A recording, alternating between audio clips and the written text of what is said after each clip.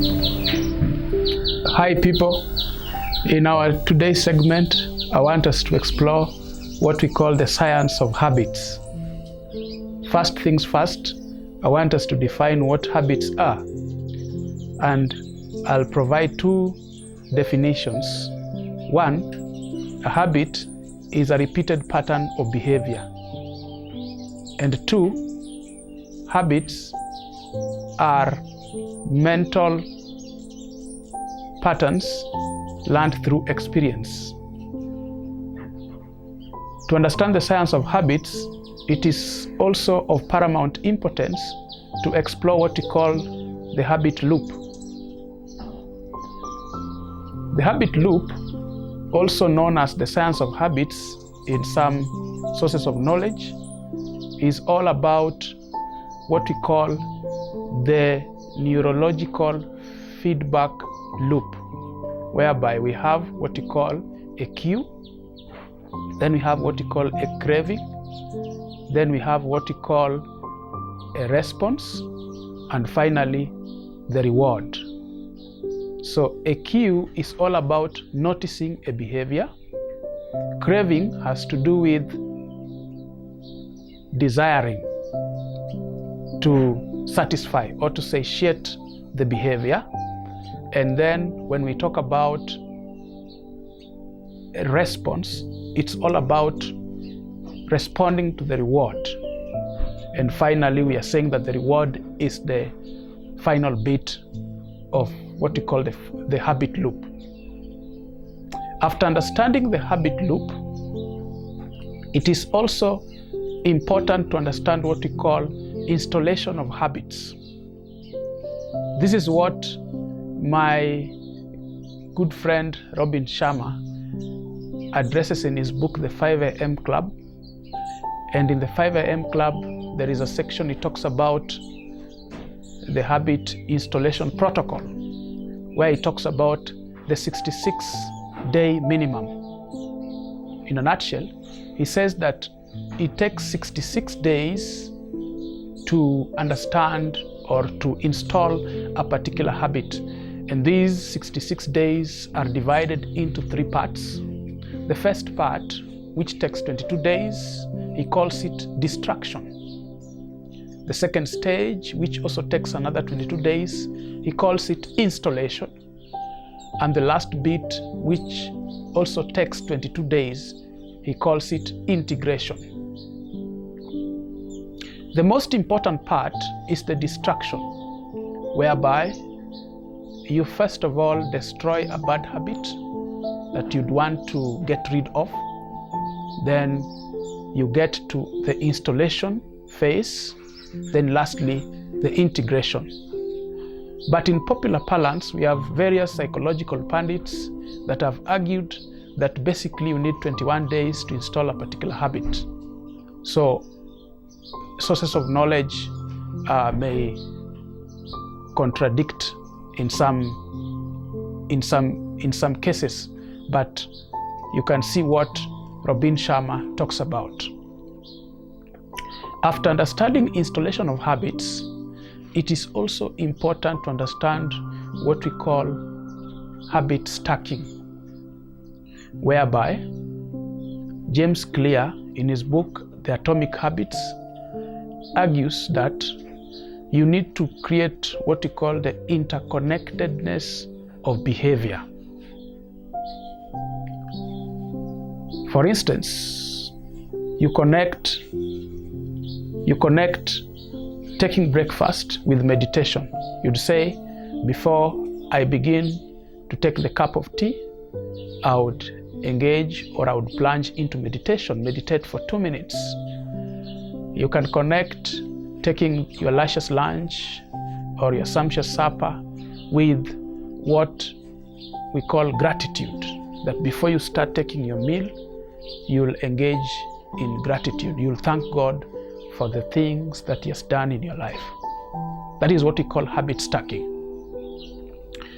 But there is also another thing that we call priming the environment, and there is what we call environmental design, whereby in matters priming the environment, people employ this to help them manage time or to become good stewards of time. They also employ this to help them install habits. Priming the environment is also what we call resetting the room, whereby you organize your room to help you work on your habits. For instance, if you have got an addiction of watching a lot of television, you can say that after watching the news, you shall switch off the television, you shall keep the remote very far, or unplug the TV from the socket.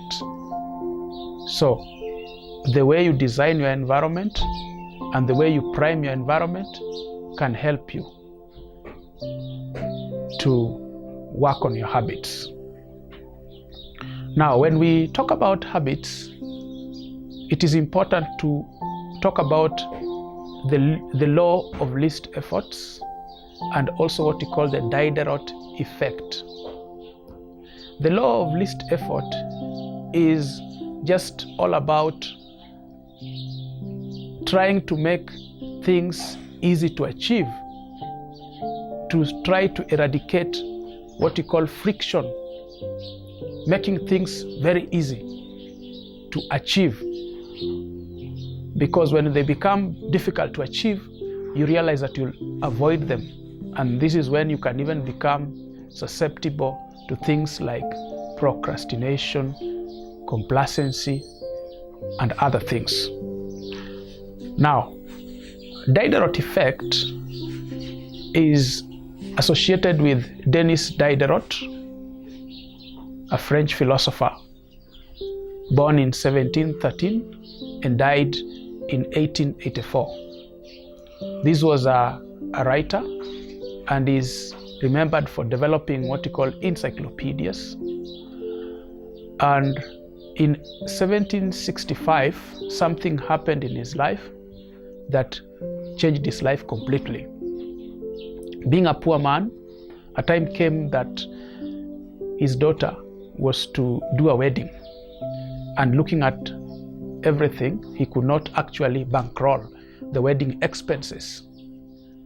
And there was the Catherine the Great, who was an empress of Russia, who decided to buy his library because Catherine was a fan of his writings. When Catherine, the Empress of Russia, bought the entire library of Denis Diderot, you realize that the life of Denis changed completely. He went and bought a scarlet robe, and after buying a scarlet robe, one form of purchase led to another form of purchase. You realize that Diderot effect is all about understanding that one form of purchase leads to another form of purchase, which we can also connect to habits. That when you want to install habits and you want to employ or